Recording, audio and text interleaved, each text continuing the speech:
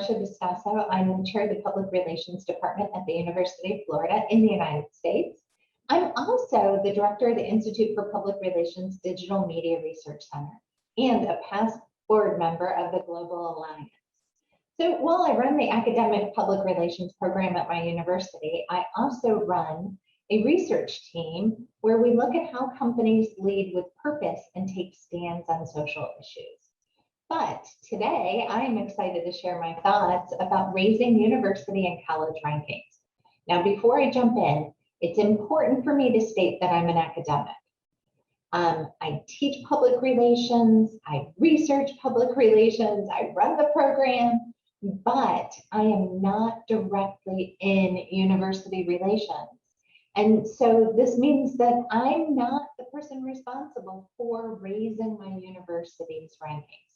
However, I can speak to what I think has really been good things that my university has done to raise their rankings. I've been a part of this on the side as well, so I can talk to some of it directly. And I also want to spend some time and talk about what I've done to raise the rankings and the reputation of my program, the Public Relations Department. So let's see, let me set the stage for you. I came to the University of Florida in 2017. So I am currently in my 5th year running this program. At that point, when I came here, the University of Florida was ranked 14th for public universities in the United States. Also at this time, my department was talking about how we were the top program. But it's a little concerning because really there's no true ranking for public relations departments.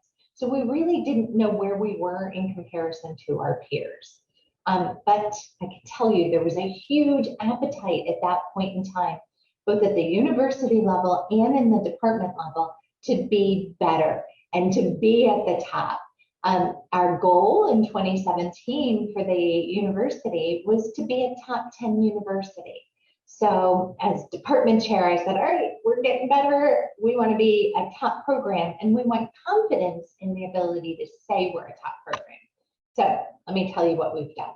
All right, so first, both the university and I focused on a lot of different things. I'll give you 5 key areas. That first one is we focused on our stakeholders. And what I mean by this is we really identified who the key folks are, right? We're public relations. So our key stakeholder group, faculty. So we launched at the university level what they called the Faculty 500. And this was the initiative to hire 500 faculty across all disciplines of the university. My approach as chair, both I gained some new faculty members, and I'll talk about that, but one of the things that I did when I first started out was I listened to the faculty. I met with all of my full-time, part-time faculty to find out what they liked, what they didn't like, what they needed, what they wanted to be involved with, right? I needed to listen to figure out who they are and what was important. And then, as I said, I gained some of those new faculty positions from the university initiative, and I actually grew my faculty. The full-time faculty went from 10 to 15, and then my part-time faculty went from 14 to 36. So we got much larger, but we had to do this sensibly. So as you know, you can't just add people. Adding people isn't enough. So we were very thoughtful about who we hired, and we considered their areas of experience and their expertise. We do, in my department, hire scholars and professionals, so there was a great mix there, and we were very thoughtful about their diversity. Diversity meaning multiple areas of diversity, right? But having the best professors and instructors really can give you an advantage among your competitors. A professor who's good at what he or she does can really lead the university or the program to new heights. It can make a difference in student performance and turn those students, or in turn, those students go on to then do great things as well. And all of that brings back recognition to your program in university. So another stakeholder group that we focused on was students. We listened to them to see what they thought about their experience in college. In my program, I talked to them and I wanted to learn more about what they were interested in, what they felt their weaknesses were, and their strengths. And I wanted to know all sorts of things about them. Questions that I had were things like, were they first generation college students? Did they know, or did they grow up near the university, right? Or did they travel far to come here? And then where do they want to go when they graduate? What type of industry or type or part of the industry do they want to be in, and what region or what part of the world do they want to be in? So knowing more about that helped me identify what the program for them needed to look like. We also connected with our community, our alumni, and we worked to understand them and help them so we could make a difference with them, but also so that they could serve as our advocates. All right. Now, the next thing, step 2, is we considered how we told our story. And I think this is another really important element here. At the university level, I was part of a committee where over the past few years, we've worked to identify a consistent branding and how to implement that consistent branding across the university, right? The implementation is the hardest part. So it's still for us a work in progress, but in the research stage of this initiative, we found out that not everyone across campus or across the university was using the colors the same, or using the right colors or the right font, right? Or even using the name all of the time. There were plenty of initiatives that didn't even connect to the university at all. And so thinking through and being more thoughtful and mindful about how we're consistently having that same look and feel, and that's going to provide that added value, right? So now we have initiatives that follow branding guides, and there's support to help them implement those branding guides. In my department, we connected with our stakeholders, mostly our students and alumni, where they are.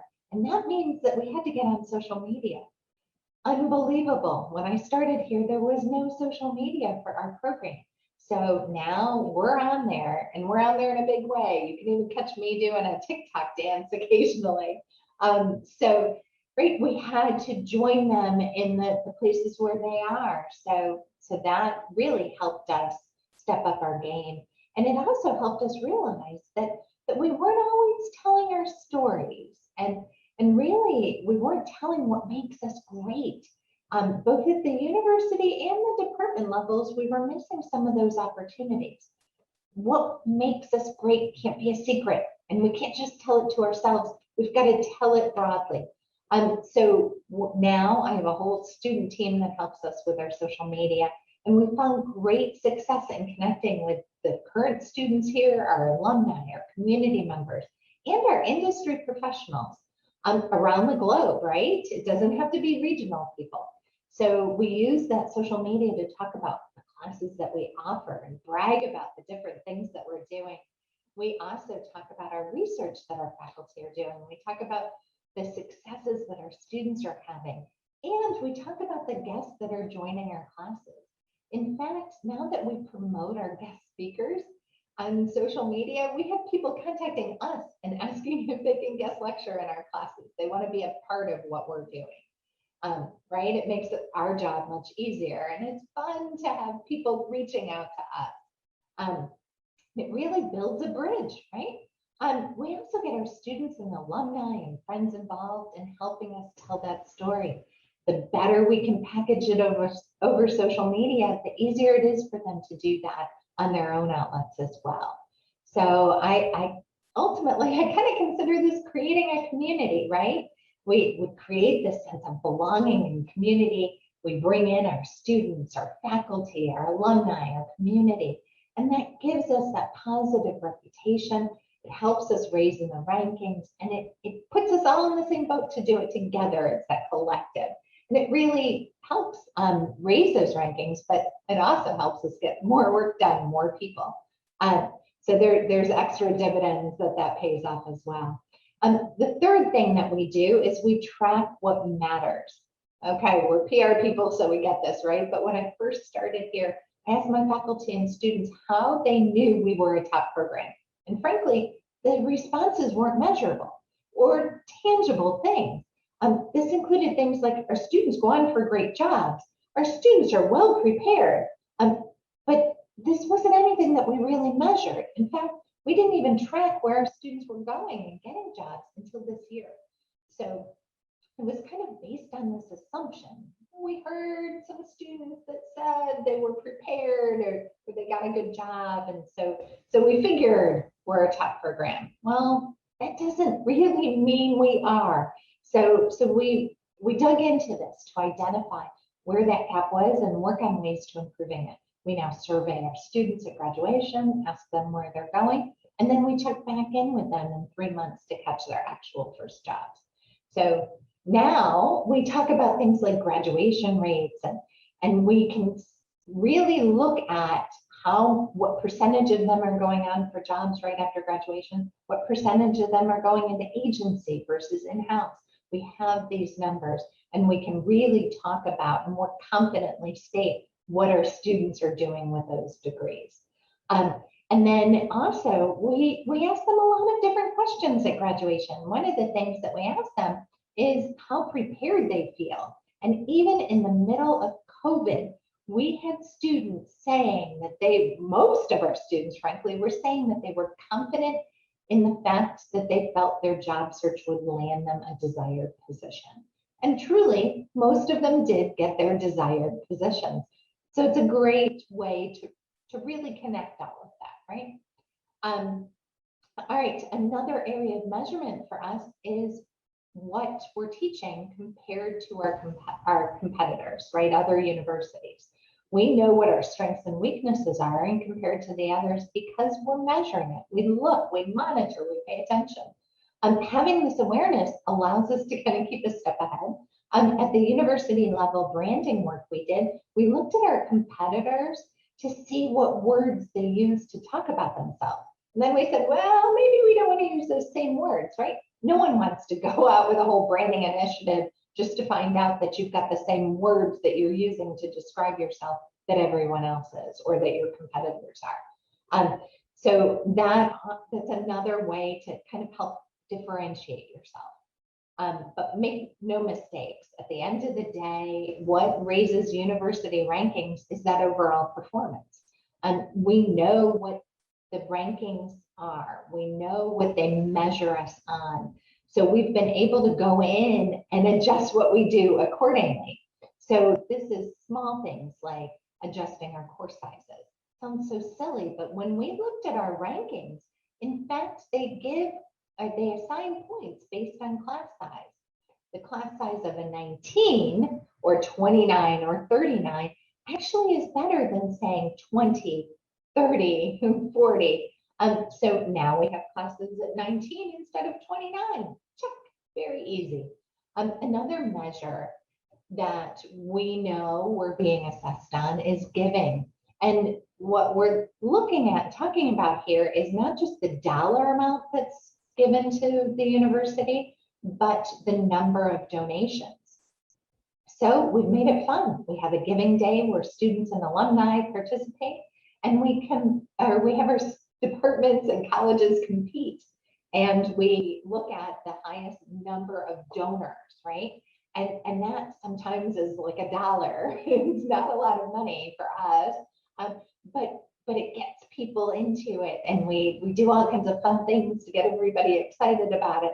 And in fact, I have to say, my department has won 3 years in a row and compared to my peer departments here. So the fourth thing that we do is we show up. Again, this isn't that brilliant, but frankly, we weren't doing this before. As I mentioned, when I started here, we just said, oh, we're a top program. And we didn't have those tangible things to show for it. In fact, when I started peeling things back, I realized there were competitions that we weren't submitting to. You can't win if you don't show up. So we started showing up. Not only did we show up, but we won. We win a lot of the time. So that way that we're able to really say in a head-to-head competition to our peers, we win, right? The more of those wins that we list, the more we help our university raise those rankings, and the more we raise our rankings that don't exist, but it helps us really claim that we're a top program. All right, so the fifth thing that we do is we are forward thinking. By this, I mean the work is never done. We are constantly working to improve our curriculum and thinking about how we can get better. Each accomplishment that we have brings us closer to the top, but this is not a perch that we rest on. It's important to note that it's not a race, right? We very much have more of a marathon approach here. My university has really been very thoughtful about making sure this is sustained success that we have. An example of this is how they continually reassess one of the very important elements that we can do here as a university, and that's talking about faculty research, right? So faculty conduct research, they often present it at a conference, and then it goes into an academic journal. But what happens from there? Oftentimes that's it. So we know that we can take that and bring that out into the world, right? Or at least connect it to audiences that matter or care about the topic.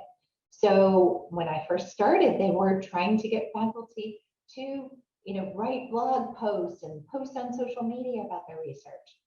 That didn't go well. So then the next year they said, okay, well, let's try something different. And they tried writing it themselves. That didn't go well because they don't have the expertise necessarily in-house to do that. And so now we're working on, and they have been for a few years, working on different ways to incentivize this, right? Ways to motivate the faculty to be a part of this. And every year we try something different. I'm convinced if we keep trying, we're going to figure it out. The faculty, the community, the university, everybody's going to benefit. So it's truly in our best efforts, our interest to continue to try to get better at that. So, well, these are my 5 tips. Raising the rankings of your university can pay dividends for students, faculty, alumni, communities. It's well worth the efforts, trust me. So I highlighted why I think these are great things to focus on. Let me just say, I started talking about how when I started at this university, we were 14. Well, we're now 5th. I've seen this work. We might be 5th now, but don't count on that to last. We are aiming for 3rd, and once we hit that, we're going for 1st. So determination and hard work for us has paid off. And for my department, as I said, we keep winning the awards. So hopefully we have much more clarity around why, in fact, we are a top PR program. Hopefully this will help you. Thank you again for letting me join you today. And I hope to one day join you in person. Thank you and take care.